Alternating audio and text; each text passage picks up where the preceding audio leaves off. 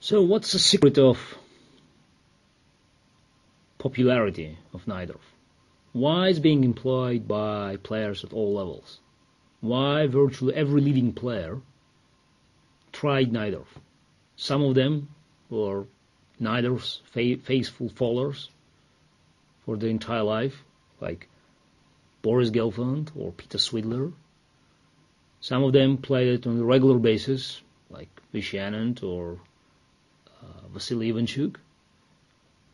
And even Vladimir Kramnik tried to play without much success, because it's very dangerous to leave the safety of Berlin Wall and to find yourself, in the slippery grounds of Najdorf. And I want to apologize for not mentioning all the players, because there are too many of them that are playing Najdorf. I should probably mention Topalov, Ponomaryov, and many, many, many others. Again, my sincerest apologies, because the list of Najdorf players is simply too big to mention. Why? Why Najdorf? I think there is one rational answer. Najdorf offers a great chance to start big fight in the opening. There are many sharp, many complicated openings, but there are always ways for white to simplify the position, or to move it to the safe ground, to look for a small advantage, for even tiny advantage. But there are always ways to limit black's chances to regain the initiative. In Najdorf, those chances are minimal. There are always ways for black to create complications. Of course, to have such a chance in the opening, one has to pay a very high price, and Najdorf is very risky. But even being risky, it still attracts attention of top players, and it still conquers hearts of many players on the top and at the bottom of this huge chess pyramids. So what are the ways for white to confront Najdorf? And obviously in this opening position, as in any opening position, there are different options.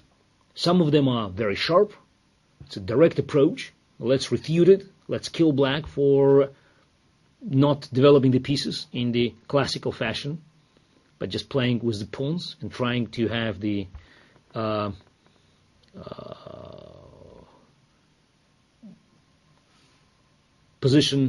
solid position in the center, and looking for an initiative on the queen side. And we'll talk, of course, about lines with bishop g5, and later we'll talk about bishop e3, which is the most fashionable and probably most dangerous weapon to confront Najdorf nowadays.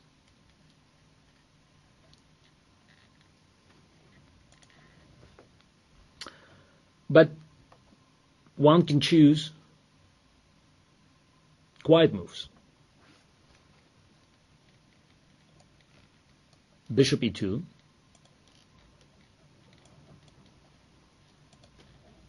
or g3, or a4,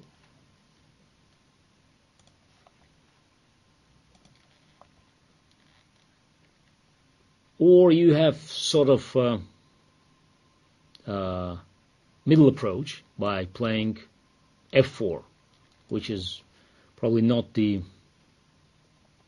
most aggressive, but not also very quiet move as well. Also, I have to mention ideas to play sort of a careless attack by trying to push pawn on g4 and then on g5, trying to move black knight from f6, where it attacks white center. So there is the move that Fischer played a few times himself, h3. Looks a little bit strange and slow, but white in the opening can afford such moves. And a newest move that gained some popularities in late 90s, rook g1, with the same idea.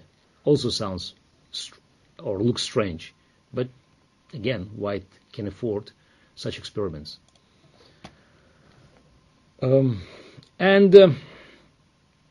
I didn't mention yet another very sharp move, bishop c4, because after e6, which is the best move for black in this position, we reach the position that is more known as Solzhenitsyn attack, or sometimes it goes into the Velimirovich attack, if black develops its knight on c6. So Solzhenitsyn is if white goes castle short, and Velimirovich attack if white castles long side. With bishop e3, then queen goes on e2, and then king goes on c1. But it will be also analyzed in this presentation, because if black doesn't put its knight on c6, if black tries to put knights on d7 or it goes b5 and then bishop b7, then we are still in the Najdorf territory, and I would probably call bishop c4 without knight on c6 a Fischer attack, because bishop c4 was Fischer's favorite move to confront Najdorf when he had to do it himself.